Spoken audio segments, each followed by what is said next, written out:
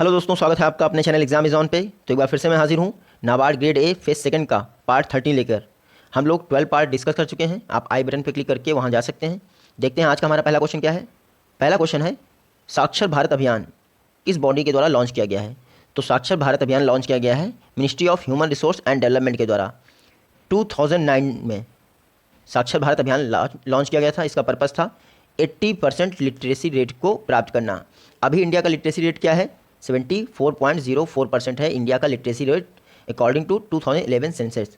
देखिए, जो साक्षर भारत अभियान है उसमें जो 80% लिटरेसी रेट है ये प्राप्त करना है। दूसरा मेन एम है कि जो लिटरेसी गैप है मेल और फीमेल के बीच उसको 10% के अंदर लाना। अभी लिटरेसी गैप मेल और फीमेल के बीच में कितना है?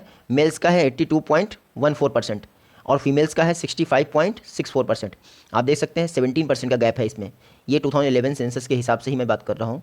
तो इस 17% गैप को अब 10% या उससे नीचे लाना है साक्षर भारत मिशन के तहत। Ministry of human resource development का मिशन है, 2009 में लॉन्च किया गया था। साक्षर भारत मिशन का जो प्रिंसिपल टारगेट है वो 70 मिलियन लोग हैं, यानी 7 करोड़ लोग हैं जिनकी एज 15 ईयर या उससे कम है। तो आप याद रखिएगा साक्षर भारत मिशन।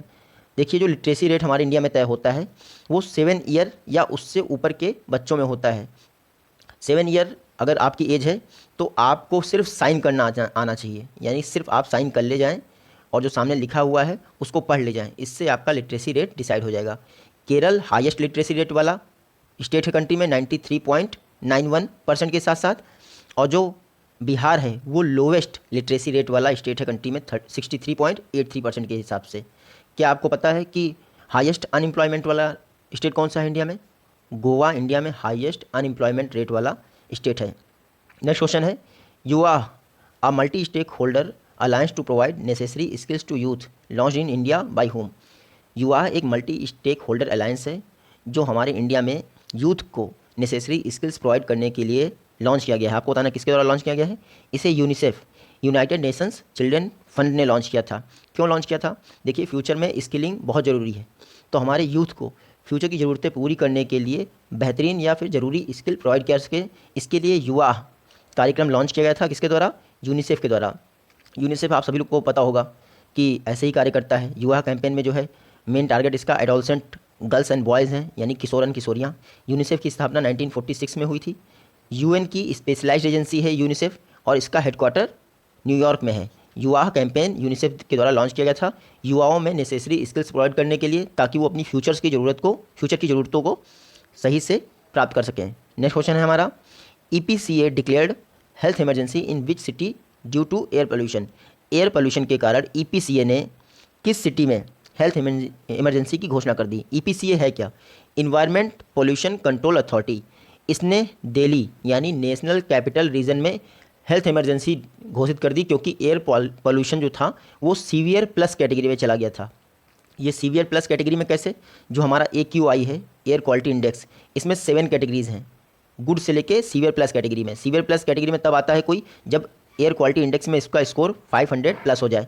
तो दिल्ली का स्कोर 500 एंड प्लस चला गया था, इसीलिए EPCA ने वहाँ पर हेल्थ इमरजेंसी घोषित कर दी थी एयर पोल्यूशन के कारण।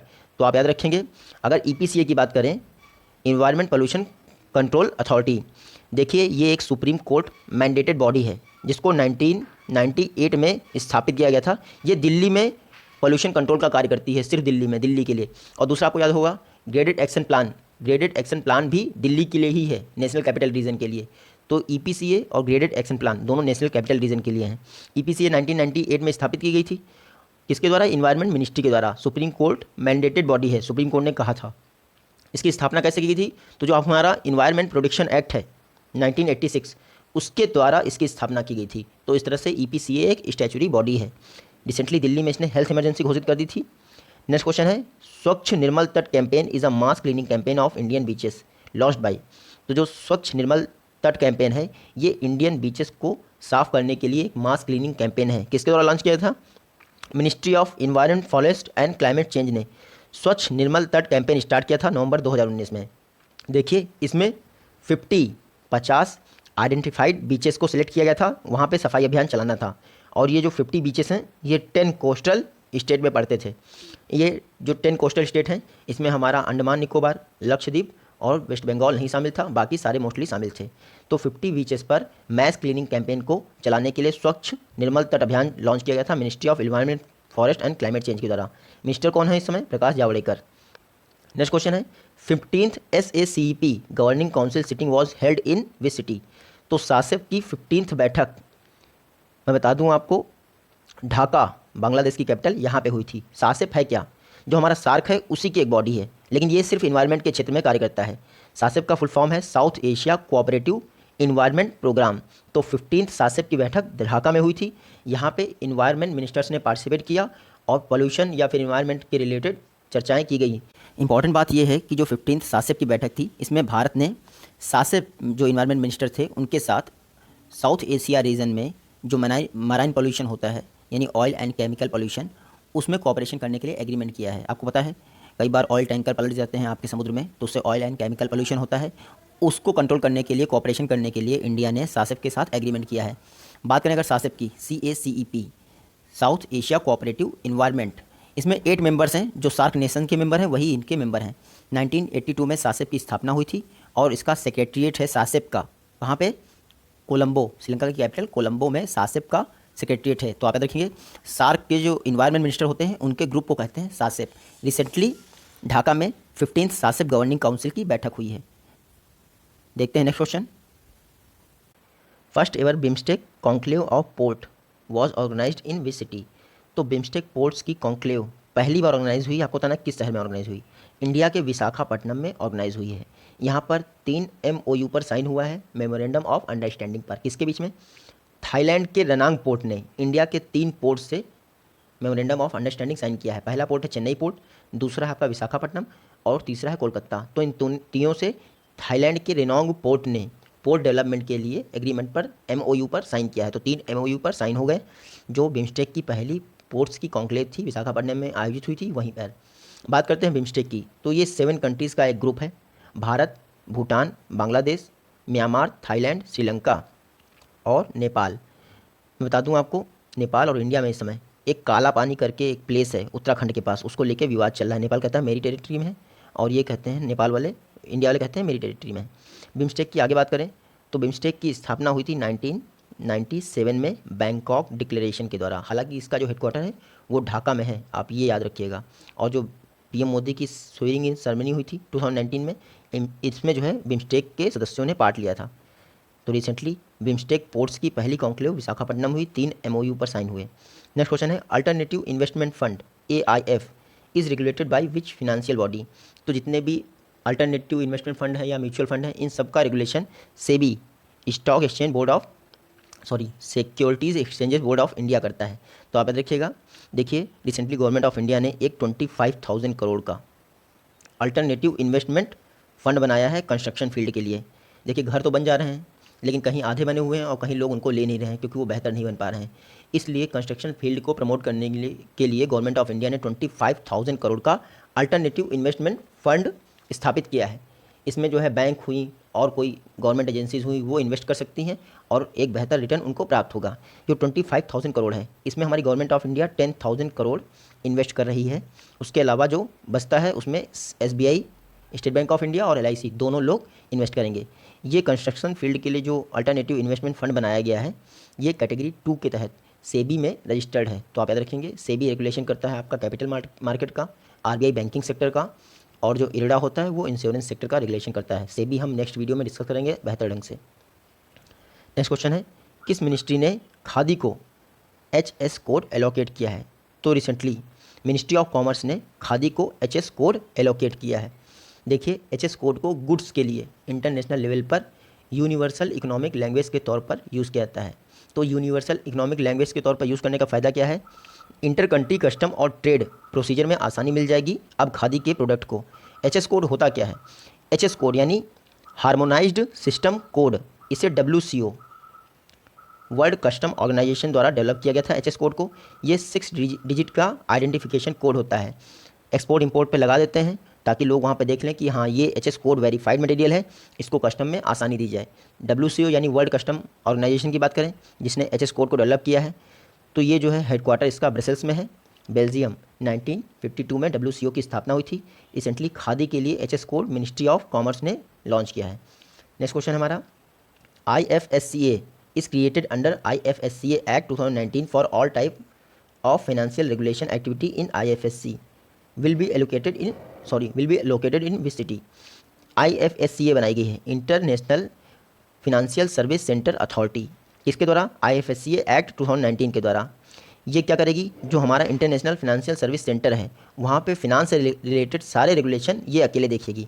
अभी कौन देखता है? RBI देखता है, SEBI देखता है अपने अपने सेक्टर के, और फिर IRDA देखता है। लेकिन जो हमारा इंटरनेशनल फिनेंशियल सर्विस सेंटर है यानी IFSC, वहाँ पे जल्दी काम होना चाहिए, इसलिए सिंगल रेगुलेटर बनाया गया है जिसका नाम है IFSCA, international financial service centre authority. एक बिल के द्वारा बनाया गया है IFSCA एक्ट 2019, यानी ये एक स्टैचुटरी बॉडी है। ये कहाँ स्थित होगी? गांधीनगर। गांधीनगर में क्यों स्थित हो रही? क्योंकि इंडिया की पहली IFSC international financial service centre कहाँ है? गांधीनगर, गुजरात में, जिसका नाम क्या है? Gift city. Gujarat international finance tech city, gift city India की पहली IFSC है जो गांधीनगर गुजरात में स्थित है। इसीलिए IFSC और IFSCA दोनों की स्थापना गांधीनगर गुजरात में की गई है। IFSCA में जो है 4 मेंबर होते हैं और एक चेयरपर्सन होता है, यानी कि टोटल 5 मेंबर हो गए। आप ये याद रखिएगा, जो 4 मेंबर होते हैं उनमें 2 को जो है आपका चेयरमैन अपॉइंट करता है और 2 को गवर्नमेंट ऑफ इंडिया अपॉइंट करती है। रिसेंटली मुंबई जो है विवाद कर रहा है कि गवर्नमेंट जो है हमारी फाइनेंशियल कैपिटल को छीन रही है हमसे, क्योंकि IFSCA को इन्होंने गांधीनगर में स्थापित कर दिया है। शरद पवार ने इसका मुद्दा उठाया है। नेक्स्ट क्वेश्चन है, who launched Agridex for agriculture commodity trading in share market? तो शेयर मार्केट में एग्रीकल्चर कमोडिटीज़ की ट्रेडिंग के लिए एग्रीडेक्स किसने लॉन्च किया है? NCDEX ने लॉन्च किया है। National commodity and derivatives exchange ने लॉन्च किया है एग्रीडेक्स, जिसको एग्री इंडेक्स भी कहते हैं। पर्पज़ है कुछ एग्रीकल्चर कमोडिटीज़ को शेयर मार्केट में ट्रेड किया जाए। मैं बता दूं आपको, NCDEX इसने जो है NSE नेशनल स्टॉक एक्सचेंज के साथ समझौता किया है एग्रीडेक्स लॉन्च करने के लिए। बात करते हैं NCDEX की, यानी national commodities and derivative exchange. देखिए, भारत में स्थित ये एक ऑनलाइन कमोडिटी एक्सचेंज है और पब्लिक लिस्टेड कंपनी के तौर पर रजिस्टर्ड है। हेडक्वार्टर NCDEX का कहाँ है? मुंबई में है। 2003 में इसकी स्थापना हुई थी और एग्रीडेक्स लॉन्च करने के लिए इसने NSE नेशनल स्टॉक एक्सचेंज से समझौता किया है। उसके विषय में जान लेते हैं। नेशनल स्टॉक एक्सचेंज 1992 में स्थापित ये इंडिया का पहला डीमैट इलेक्ट्रॉनिक इंडेक्स है। तो आप इतना याद रखें, इंडिया का पहला डीमैट इलेक्ट्रॉनिक प्लेटफॉर्म क्या है शेयर मार्केट में? तो NSE है। हेडक्वार्टर कहाँ है इसका? मुंबई में है। मैंने आपको बता दिया कब स्थापित हुआ था, 1992 में हुआ था। बॉम्बे स्टॉक एक्सचेंज आपने नाम सुना होगा, BSE। ये इंडिया का और एशिया का ओल्डेस्ट स्टॉक एक्सचेंज है, आप इतना याद रखेंगे। नेक्स्ट क्वेश्चन है, भारतीय Poshan Krishi Kosh is developed by which ministry? तो ministry of women and child development ने भारतीय पोषण कृषि कोष लॉन्च किया है। इनमें देखिए कुछ सर्टेन क्रॉप्स की लिस्ट होगी, उनकी रिपोजिटरी तैयार की जाएगी भारतीय पोषण कृषि कोष में। और ऑल ओवर इंडिया के जो 15 एग्रीकल्चर जोन हैं या 128 एग्रो क्लाइमेटिक जोन है, उन सभी से कुछ सर्टेन क्रॉप्स सेलेक्ट की जाएंगी और उनकी रिपोजिटरी तैयार की जाएगी भारतीय पोषण कृषि कोष में। Women and child development ministry की पहल है माल न्यूट्रिशन को कंट्रोल करने के लिए। मेन फोकस रहेगा उन महिलाओं पर जिनके पास बेबी है, जिसकी एज है 100 दिन या उससे कम, तो उन महिलाओं पर मेन फोकस रहेगा। Bill and Melinda Gates foundation भी भारतीय पोषण कृषि कोष में women and child development ministry की हेल्प करेगा। जब भारतीय पोषण कृषि कोष लॉन्च हो रहा था, उसी दौरान हमारे MS स्वामीनाथन ने न्यूट्रिशन सिक्योर इंडिया बनाने के लिए 5 पॉइंट एक्शन प्लान लॉन्च किया था। तो MS स्वामीनाथन का 5 पॉइंट एक्शन प्लान किस रिलेटेड है? न्यूट्रिशन सिक्योर इंडिया बनाने के लिए। नेक्स्ट क्वेश्चन है हमारा, India's first geochemical baseline atlas किसके द्वारा जारी किया गया है? तो NDRI national dairy research institute ने जारी किया है इंडिया का पहला geochemical baseline atlas. NDRI है कहाँ? करनाल हरियाणा में स्थित है नेशनल डेयरी रिसर्च इंस्टीट्यूट। और नेशनल डेयरी डेवलपमेंट बोर्ड कहाँ है? आनंद गुजरात में स्थित है। तो इन दोनों में ये अंतर है। नेशनल डेयरी रिसर्च इंस्टीट्यूट की स्थापना 1923 में की गई थी और 1989 में इसको डीम्ड यूनिवर्सिटी का दर्जा प्राप्त हो गया। करनाल के हरियाणा में है। इसने इंडिया का पहला geochemical baseline Atlas तैयार किया है। इससे क्या होगा? इंडिया में सॉइल वाइज, यानी कि कौन सी जगह के सॉइल में कितने केमिकल एलिमेंट्स हैं, उन सभी की जानकारी मिल जाएगी। तो आप इतना याद रखेंगे। और मैं बता दूं आपको, जो इंडिया का पहला जियो केमिकल बेसलाइन एटलस है, इसको प्रिपेयर किसने किया है? जारी तो इन्होंने NDRI ने कर दिया, लेकिन प्रिपेयर किसने किया है? तो प्रिपेयर किया आपके CSIR की एक लैब है, council for scientific and industrial research की एक लैब है, नेशनल जियोफिजिकल रिसर्च इंस्टीट्यूट जो हैदराबाद में स्थित है। उसने इन्वायरमेंट मैनेज पर्पज़ के लिए और सॉइल केमिकल एनालिसिस के लिए इंडिया का पहला जियो केमिकल बेसलाइन एटलस तैयार किया है। इसमें टोटल 44 केमिकल का एनालिसिस किया गया है। इसका फ़ायदा क्या होगा? फ़ायदा देखिए ये होगा, पहली बात तो आपको फर्टिलाइज़र यूज़ करने के लिए एक पैरामीटर मिल जाएगा कि कहाँ की सॉइल में कितना केमिकल है, उसके हिसाब से फर्टिलाइज़र यूज़ करें। और दूसरा फ़ायदा ये है कि ग्राउंड वाटर में जो पॉल्यूशन हो रहा है केमिकल्स का, उसका एनालिसिस भी हम आसानी से कर सकते हैं जियो केमिकल बेसलाइन एटलस के द्वारा। तो जो national geophysical research institute Hyderabad में स्थित है, CSIR की लैब है, उसने इसको डेवलप किया है और लॉन्च किया है, रिलीज़ किया है NDRI ने। 44 केमिकल्स की मैपिंग की गई है और 25 सेंटीमीटर से लेके 100 सेंटीमीटर की गहराई तक केमिकल्स का एनालिसिस किया गया है इंडिया की सॉइल में। नेक्स्ट क्वेश्चन है, which Indian state decided to set up its first vulture conservation and breeding centre? किस भारतीय राज्य ने अपना पहला वल्चर कंजर्वेशन और ब्रीडिंग सेंटर स्थापित करने की घोषणा की है? रिसेंटली यूपी ने कहा है कि वो अपना पहला वल्चर कंजर्वेशन और ब्रीडिंग सेंटर स्थापित करेगा। कहाँ पे? यूपी के महाराजगंज डिस्ट्रिक्ट में। इसमें बॉम्बे नेचुरल हिस्ट्री सोसाइटी भी यूपी की हेल्प करेगा। मैं बता दूं, इंडिया का पहला vulture conservation and breeding centre, जिसका नाम है जटायु कंजर्वेशन ब्रीडिंग सेंटर, वो हरियाणा के पिंजौर में है, तो आप याद रखेंगे। इंडिया के जो वल्चर है उनका नाम क्या है? Scientific Gyps indicus. Gyps indicus है साइंटिफिक नेम इंडिया के वल्चर्स का। काफ़ी शोर हो रहा है, आप इसको इग्नोर करिएगा क्योंकि मुझे रिकॉर्डिंग तो अभी करनी ही है। नेक्स्ट क्वेश्चन है, वर्ल्ड का पहला CNG पोर्ट किस कंट्री में इस्टेब्लिश किया गया है? तो वर्ल्ड का पहला CNG पोर्ट इंडिया के गुजरात नगर में स्थापित किया गया है और उसका नाम क्या है? Bhavnagar port terminal. तो भावनगर पोर्ट टर्मिनल जो गुजरात में स्थित है वो वर्ल्ड का पहला CNG यानी कंप्रेस्ड नेचुरल गैस पोर्ट है। CNG में मेनली क्या होता है? मीथेन होती है, आप याद रखिएगा। भावनगर पोर्ट का एडमिनिस्ट्रेशन गुजरात गवर्नमेंट के हाथ में है, जो कि वर्ल्ड का पहला CNG पोर्ट बन गया है। बात करें अगर इंडिया के पोर्ट्स की, तो इंडिया में टोटल मेजर पोर्ट हैं 12। रिसेंटली 13वें यानी 13th मेजर पोर्ट की घोषणा हुई है, जो महाराष्ट्र के वाधवन में स्थापित किया जाएगा, महाराष्ट्र के वाधवन में। और इस पोर्ट की खास बात क्या है? ये लैंड लॉर्ड मॉडल पर स्थापित इंडिया का पहला पोर्ट बनने जा रहा है, जिसमें एडमिनिस्ट्रेशन कंट्रोल गवर्नमेंट के पास रहेगा, यानी जवाहरलाल नेहरू पोर्ट ट्रस्ट के पास रहेगा, जबकि operational activity private sector handle करेगा। तो लैंड लॉर्ड मॉडल बेस पे आधारित इंडिया का पहला पोर्ट कौन सा है? वाधवन पोर्ट, महाराष्ट्र। अगर बात करें मैक्सिमम मेजर पोर्ट किस स्टेट में है, तो तमिलनाडु में मैक्सिमम मेजर पोर्ट है। नेक्स्ट क्वेश्चन है, इटालियन हाइड्रो इलेक्ट्रिक प्रोजेक्ट ये किस स्टेट में बन रहा है? तो अरुणाचल प्रदेश में बन रहा है। Italian hydroelectric project 3097 megawatt का प्रोजेक्ट है। Recently national board for wild life में इसकी अनुमति दे दी है। दिबांग रिवर पर बन रहा है हमारा Italian hydroelectric project. National board for wild life की बात कर रहे हैं। देखिए, किसी भी इन्वायरमेंट प्रोटेक्टेड जोन में या इको सेंसिटिव जोन में कोई भी आपको कंस्ट्रक्शन एक्टिविटी करनी हो या माइनिंग एक्टिविटी करनी हो, तो उसकी परमिशन हमें national board for wild life से लेनी पड़ती है। National board for wild life के चेयरपर्सन हमेशा प्राइम मिनिस्टर होते हैं और 2003 में national board for wild life की स्थापना की गई थी वाइल्ड लाइफ प्रोटेक्शन एक्ट 1972 में संशोधन के द्वारा। तो आप ये याद रखेंगे, Italian hydroelectric project Arunachal Pradesh में। ये क्वेश्चन है आपका, which country could be the first to allow golden rice cultivation?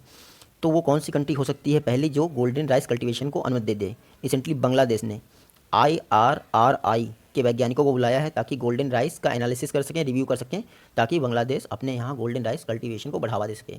Golden rice को जर्मन वैज्ञानिकों के द्वारा बनाया गया है। ये एक जेनेटिकली मॉडिफाइड राइस की क्रॉप है जो विटामिन A एफिशिएंट है। मोस्टली चावल में जो है विटामिन A की कमी होती है, लेकिन गोल्डन राइस में जो है विटामिन A की भरपूर मात्रा है।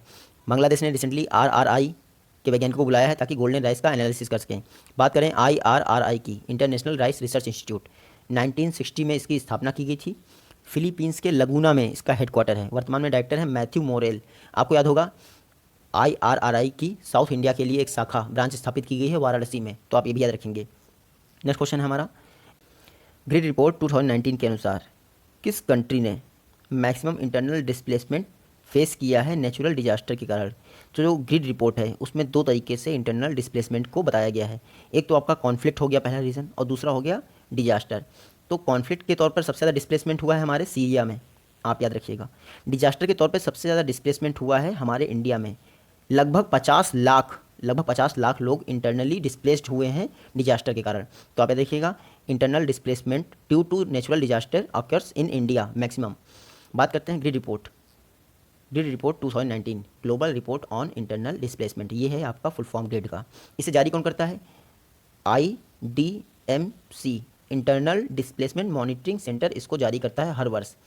मैं बता दूं, जो इस बार रिपोर्ट इन्होंने जारी की है, उन्होंने बताया है कि 2019 में 50 मिलियन लोग डिस्प्लेस हुए हैं इंटरनली।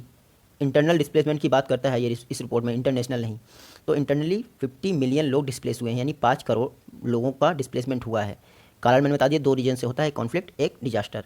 इनमें सबसे बड़ी रिपोर्ट की में खास बात इस बार ये है कि इन्होंने कहा है कि 33 मिलियन लोग न्यू डिस्प्लेस्ड हैं, यानी कि डिस्प्लेसमेंट के नए कारण हुए हैं जिसकी वजह से 3.3 करोड़ लोग डिस्प्लेस हुए हैं। तो ये दोनों रिपोर्ट की मेन बातें हैं। देखिए, इसको जारी करता है IDMC, international displacement monitoring centre. ये जिनेवा स्विट्ज़रलैंड में स्थापित है। 1988 में इसकी स्थापना की गई थी। और IDMC है क्या, तो बता दूं, नॉर्वेजियन रिफ्यूजी काउंसिल है, उसका एक पार्ट है। Norwegian refugee council Norway government का एक ह्यूमैनिटेरियन NGO है, उसी का IDMC एक पार्ट है जो एनुअली तरीके से ग्रिड रिपोर्ट जारी करता है। मैंने आपको बता दिया डिस्प्लेसमेंट कितना हुआ है। टॉप 3 कंट्रीज़ की बात कर लेते हैं जहाँ पे मैक्सिमम डिस्प्लेसमेंट हुआ है, इंटरनल मैक्सिमम डिस्प्लेसमेंट जहाँ हुआ है, उन टॉप 3 कंट्रीज़ की बात कर लेते हैं। कॉन्फ्लिक्ट के कारण मैक्सिमम डिस्प्लेसमेंट कहाँ हुआ है? सीरिया में हुआ है पहला, तो दूसरा हुआ DR कॉन्गो में, और तीसरा हुआ आपका इथियोपिया में। तो ये 3 कंट्रीज़ कॉन्फ्लिक्ट के कारण। अगर बात करें डिजास्टर के कारण टॉप 3 कंट्रीज़, तो डिजास्टर के कारण टॉप 3 कंट्रीज़ हैं आपकी इंडिया, जहाँ पे 50 लाख 18,000 यानी 50 लाख 18,000 लोगों का डिस्प्लेसमेंट हुआ है। सेकंड नंबर पे आपका फिलीपींस है और थर्ड नंबर पे बांग्लादेश है। ये डिजास्टर के कारण इन्होंने इंटरनल डिस्प्लेसमेंट झेला है। नेक्स्ट क्वेश्चन हमारा, government of India release MSP for how many MFP items. तो माइनर फॉरेस्ट प्रोड्यूस आइटम्स के लिए गवर्नमेंट ऑफ इंडिया ने MSP जारी की है। आपको बताना है कितने माइनर फॉरेस्ट प्रोड्यूस आइटम्स को इसमें शामिल किया गया है। तो 49 माइनर फॉरेस्ट प्रोड्यूस आइटम के लिए MSP यानी मिनिमम सपोर्टिंग प्राइस जारी किया गया है। देखिए, जो नॉर्मल क्रॉप्स होती हैं उनके लिए हर कल्टीवेशन से पहले हमारा CACP MSP जो है रिकमेंड कर देता है गवर्नमेंट ऑफ इंडिया को, और गवर्नमेंट ऑफ इंडिया जारी कर देता है। लेकिन जब बात आती है माइनर फॉरेस्ट प्रोड्यूस की, तो इसके MSP में हर 3 वर्ष पर रिवाइज होता है। इस बार रिवाइज हुआ है 49 क्रॉप्स के लिए 16 to 66% MSP में इंक्रीज़ किया गया है माइनर फॉरेस्ट प्रोड्यूस के लिए। तो हर 3 वर्ष पे रिवाइज होता है, नॉर्मल क्रॉप्स की तरह नहीं कि हर 6 महीने पे कल्टीवेशन से पहले अनाउंस कर दिया। माइनर फॉरेस्ट प्रोड्यूस, देखिए इनके लिए MSP रिकमेंड कौन करता है? ट्राइबल मिनिस्ट्री के अंतर्गत एक प्राइसिंग सेल है, वो हर 3 वर्ष पर माइनर फॉरेस्ट प्रोड्यूस आइटम के लिए MSP रिकमेंड करता है। तो आप याद रखेंगे, माइनर फॉरेस्ट प्रोड्यूस में वो सभी आइटम आते हैं जो फॉरेस्ट में उत्पादन होता है जिनका, और वो नॉन टिम्बर होते हैं यानी लकड़ी से रिलेटेड ना हो। इस समय माइनर फॉरेस्ट प्रोड्यूस में 49 आइटम्स हैं जिनके लिए MSP जारी की जाता है। स्टार्टिंग में सिर्फ 12 आइटम्स थे, बाद में ये 12 से बढ़ के 23 हो गए, 23 से फिर 17 और बढ़ा दिए गए, 40 हो गए, और रिसेंटली फरवरी में 9 आइटम्स को और ऐड किया गया, फरवरी 2020 में। तो इस तरह से ये 49 माइनर फॉरेस्ट प्रोड्यूस आइटम हो गए। स्टार्टिंग में ये स्कीम सिर्फ 5th शेड्यूल स्टेट्स के लिए थी, जो हमारे कॉन्स्टिट्यूशन में 5th शेड्यूल है, असम, मेघालय, त्रिपुरा, मिजोरम, उन स्टेट्स के लिए ही थी। लेकिन 2016 में ये हर राज्य के माइनर फॉरेस्ट प्रोड्यूस के आइटम्स के लिए बढ़ा दी गई। तो आप इतना याद रखेंगे, माइनर फॉरेस्ट प्रोड्यूस 49 आइटम्स के लिए जारी होता है गवर्नमेंट ऑफ इंडिया के द्वारा, और pricing cell under the tribal ministry आप याद रखेंगे। Which is NABARD current authorised capital after revising by government of India. तो गवर्नमेंट ऑफ इंडिया की रिवाइज करने के बाद नाबार्ड की ऑथराइज कैपिटल कितनी हो गई है? 30,000 करोड़ हो गई है। 5,000 करोड़ थी, इसको 6 गुना बढ़ा दिया गवर्नमेंट ऑफ इंडिया ने, तो अब 30,000 करोड़ हो गई है। आप याद रखेंगे नाबार्ड की ऑथराइज्ड कैपिटल। मैं बता दूं, कुछ दिनों पहले ने RBI ने अपना टोटल शेयर जो नाबार्ड में था 0.4% उसको गवर्नमेंट ऑफ इंडिया को ट्रांसफर कर दिया था, इसलिए नाबार्ड अब फुली गवर्नमेंट ऑन्ड सब्सिडरी है। बात करते हैं नाबार्ड की। नाबार्ड की स्थापना हुई थी 100 करोड़ के कॉर्पस के साथ, यानी इनिशियल कैपिटल थी नाबार्ड की 100 करोड़। स्थापना हुई थी इसकी B शिवरामन कमेटी के रिकमेंडेशन पर। नाबार्ड एक्ट 1981 के द्वारा 12 जुलाई 1982 में नाबार्ड की स्थापना की गई थी। तो आप याद रखेंगे, हेडक्वार्टर इसका मुंबई में है। नेक्स्ट क्वेश्चन है, बी एंटीबायोटिक्स अवेयर कैंपेन, ये किस कंट्री द्वारा लॉन्च किया गया है? तो मैं बता दूं, ये किस कंट्री द्वारा तो नहीं, किस कंट्री में लॉन्च किया गया है? USA में लॉन्च किया गया है। किसने लॉन्च किया है? तो USCDC ने लॉन्च किया है be antibiotic aware campaign. USCDC यानी US centre for drug and control. तो आप याद रखेंगे, USCDC US centre for drug control, इसने be antibiotic aware campaign launch किया है। पर्पस क्या है? देखिए, जो बग्स या बैक्टीरिया होते हैं, अगर आप बिना डॉक्टर के सलाह के एंटीबायोटिक्स का सेवन करते हैं, आपके जुकाम खांसी बुखार आ जाता है तो एंटीबायोटिक्स आप ले लेते हैं, तो ये बग्स एंड बैक्टीरिया उनके प्रति रेजिस्टेंट हासिल कर लेते हैं। इससे क्या होता है? एंटीबायोटिक्स का असर नहीं होता है इन बग्स एंड बैक्टीरिया पे। तो इसको कंट्रोल करने के लिए recently USCDC united state centre for drug control ने be antibiotics aware campaign launch की थी। WHO ने एंटीबायोटिक्स को 3 कैटेगरी में रखा है। एक आपका एक्सेस ग्रुप जो आसानी से मिल जाती है, दूसरा वॉच ग्रुप जिन पर निगरानी रखने की जरूरत है, और तीसरा आपका रिजर्व ग्रुप। कोलिस्टीन एक बहुत फेमस एंटीबायोटिक्स है जिसको रिजर्व ग्रुप में रखा गया है। ये लास्ट रिजॉर्ट एंटीबायोटिक्स है WHO के द्वारा। तो आप कोलिस्टीन एंटीबायोटिक का नाम याद रखेंगे। ये अंतिम अवेलेबल वैक्सीन है जिसका अभी तक यूज़ होता है, अंतिम मतलब कि एक ब्रह्मास्त्र टाइप का है जैसे अर्जुन यूज़ करते हैं। नेक्स्ट क्वेश्चन है, German scientist came to India for analysing living bridge in which state. तो रिसेंटली जर्मन साइंटिस्ट आए थे हमारे यहाँ। जो लिविंग ब्रिजेस हैं किस स्टेट में पाए जाते हैं? मेघालय में पाए जाते हैं उनका एनालिसिस करने के लिए ये लिविंग ब्रिजेस जो होते हैं मेघालय की खासी कम्युनिटी, खासी ट्राइबल कम्युनिटी है, उसके द्वारा बनाए जाते हैं। और कैसे बनाए जाते हैं, जो इंडियन रबर ट्री है जिसका नाम है फाइकस इलास्टिका, उसकी एरियल रूट्स का यूज़ करके ये लिविंग ब्रिज बनाए जाते हैं मेघालय में। छोटी छोटी जो नदियाँ होती हैं 10 मीटर की 15 मीटर की, उनके ऊपर ये लिविंग ब्रिज बना दिए जाते हैं। और आपने कई बार नॉर्थ ईस्ट की जो शूटिंग होती है मूवीज़ की उनमें देखा होगा लिविंग ब्रिजेस को, तो मेघालय में बनाए जाते हैं। नेक्स्ट क्वेश्चन है how much per capita T consumption is available in India. India में पर कैपिटा टी कंजप्शन कितना है, तो पहले 750 ग्राम्स था 2018 की रिपोर्ट के अनुसार। 2019 में जो रिपोर्ट आई उसके अनुसार 786 ग्राम हो गया है आपका पर कैपिटा टी कंजप्शन। ये लेटेस्ट डाटा है और मेरे ख्याल से अगर एग्जाम में आएगा तो यही सही होगा। मैं बता दूं, ये हो गया आपका पर कैपिटा टी कंजप्शन। अगर बात करें होल इंडिया की कि होल इंडिया का टी कंजप्शन कितना है, अपने कंजप्शन के लिए इंडिया कितना यूज़ करता है, तो 2018 में ये था 1060 मिलियन केजी, जो 2019 में बढ़ के हो गया 1090 मिलियन केजी। तो पर कैपिटा टी कंजप्शन और इंडिया का टी कंजप्शन हम लोगों ने दोनों की बात कर ली। इंडिया की बात करें तो इंडिया टी प्रोड्यूसर में चाइना के बाद सेकंड नंबर पे है। टी का लार्जेस्ट प्रोड्यूसर है, सेकंड लार्जेस्ट प्रोड्यूसर है इंडिया आफ्टर चाइना। हालांकि लार्जेस्ट कंज्यूमर जरूर है इंडिया, आप याद रखिएगा। मैं बता दूं, जो इंडिया में टी प्रोडक्शन होता है उसका 75% भाग असम और वेस्ट बंगाल से आता है। इन दो स्टेट से 75% भाग आता है। इसीलिए जो आपका टी बोर्ड ऑफ इंडिया है उसका हेडक्वार्टर कहाँ है, कोलकाता में है। अगर बात करें सदर्न स्टेट की कि सदर्न स्टेट में सबसे ज़्यादा टी प्रोडक्शन कहाँ होता है, तो तमिलनाडु में होता है, आप याद रखिएगा। इसके अलावा मैं आपको एक बात और बताना चाहूँगा कि जो दार्जिलिंग टी है वो इंडिया का पहला प्रोडक्ट है जिसे GI टैग दिया गया था, तो आप याद रखेंगे। नेक्स्ट क्वेश्चन है which part of GST has highest ratio in total GST collection. तो टोटल GST कलेक्शन में GST के किस पार्ट का मैक्सिमम हिस्सा रहता है, तो IGST inter state good services tax, इसका मैक्सिमम पार्ट रहता है आपके टोटल GST में। फिर SGST का रहता है, यहाँ प्रिंटिंग मिस्टेक है, यहाँ पे CGST होना चाहिए था। थर्ड नंबर पे आपका CGST रहता है। तो इसी क्रम में ये रहते हैं highest to lowest part GST में। जो आपका GST एक्ट 2017 था उसके अनुसार राज्यों को उनके रेवेन्यू लॉस का 5 ईयर तक देना था और इस रेवेन्यू लॉस में पर ईयर 14% की ग्रोथ भी करनी थी। तो राज्यों को जो रेवेन्यू लॉस देना था वो 5 ईयर तक देना था, पर ईयर 14% रेवेन्यू ग्रोथ के अनुसार। मैं बता दूं, रिसेंटली गवर्नमेंट ऑफ जो आपकी GST काउंसिल है 279A, भारतीय संविधान के 279A में GST काउंसिल है और GST का प्रावधान 269A में है। तो जो आपकी GST काउंसिल है उसने केरल को अनुमति दी थी कि वो 1% GST सेस ले सकता है 2 वर्ष के लिए, क्योंकि केरल में बाढ़ आ गई थी लास्ट ईयर, तो आप याद रखेंगे। नेक्स्ट क्वेश्चन हमारा देखते हैं, एमिशन गैप रिपोर्ट किसके द्वारा जारी की जाती है, तो यूनाइटेड नेशन के द्वारा एमिशन गैप रिपोर्ट जारी की जाती है। रिसेंट एमिशन गैप रिपोर्ट में यूनाइटेड नेशन ने रिकमेंडेशन किया है कि अगर आपको 21 सेंचुरी तक कार्बन एमिशन को 2 डिग्री सेंटीग्रेड रोकना है तो 2020 से लेकर 2030 के बीच में आपको 2.7% एमिशन रिडक्शन करना पड़ेगा। ये हो गया आपका 2 डिग्री सेंटीग्रेड के लिए। दूसरा इन्होंने कहा है कि 1.5 डिग्री सेंटीग्रेड अगर टेम्परेचर बढ़ने से रोकना है 21 सेंचुरी तक, तो आपको 2020 से लेकर 2030 के बीच में 7.6% कार्बन एमिशन में डिक्रीज़ करना पड़ेगा। तो ये 2 रिकमेंडेशन दी गई हैं एमिशन गैप रिपोर्ट में, जिसे यूनाइटेड नेशन जारी करता है। एक में आपका 7.6 बताया है और दूसरी जो पहली वाली रिपोर्ट थी उसमें बताया था 2.7% का डिक्रीज़ करना है कार्बन एमिशन में। मैं बता दूं आपको, रिसेंटली ब्रिटेन ने एक रिजोल्यूशन अडॉप्ट किया है अपनी पार्लियामेंट में। ब्रिटेन वर्ल्ड की पहली पार्लियामेंट है जिसने एक रेजोल्यूशन अडॉप्ट किया है। रेजोल्यूशन है 2050 तक net carbon zero emission country बन जाना। नेक्स्ट क्वेश्चन हमारा, PM जीवन scheme comes under which ministry. तो PM जीवन scheme ministry of petroleum and natural gas की पहल है। फुल फॉर्म इसका क्या है, प्रधानमंत्री जैव ईंधन वातावरण अनुकूल अवशेष निवारण योजना। मैं बता दूं, जो पराली जला लेते हैं उसके निवारण के लिए ये योजना लॉन्च की गई है। अब पराली को जो है किसानों से लेके और उनको बेहतर प्राइस प्रोवाइड किया जाएगा और उससे 2G एथेनॉल बनाया जाएगा। इसलिए प्रधानमंत्री जैव ईंधन वातावरण अनुकूल अवशेष निवारण योजना लॉन्च की गई है ministry of petroleum and natural gas के द्वारा। इसमें क्या होगा, 2G एथेनॉल सेक्टर को इंसेंटिवाइज किया जाएगा, यानी उनको फाइनेंशियल असिस्टेंट प्रोवाइड की जाएगी और उनको कहा जाएगा कि आप जो है पराली का यूज़ करें 2G एथेनॉल बनाने के लिए। और अगर उनको लॉस होता है इस सेक्टर में तो उसके लिए वायबिलिटी गैप फंडिंग का भी प्रावधान है इस स्कीम में। तो आप याद रखिएगा, प्रधानमंत्री जैव ईंधन वातावरण अनुकूल अवशेष निवारण स्कीम या फिर प्रधानमंत्री जीवन scheme petroleum and natural gas ministry की स्कीम है। मेन पर्पज़ है इंटीग्रेटेड बायो एथेनॉल प्रोजेक्ट को फिनेंशियल असिस्टेंट प्रोवाइड करना।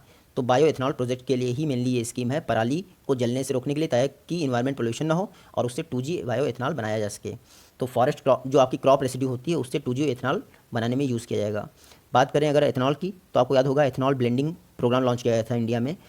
अब उसके तहत 2022 तक पेट्रोल में एथेनॉल को 10% तक मिक्स करने का लक्ष्य हासिल करना है। तो एथेनॉल ब्लेंडिंग कार्यक्रम के तहत पेट्रोल में 10% तक का एथेनॉल मिक्स करना है 2022 तक। आज की वीडियो बनाने बताने कितनी बार एडिटिंग करनी पड़ी है। मिलते हैं आपसे अपनी नेक्स्ट वीडियो में, तब तक के लिए टेक केयर।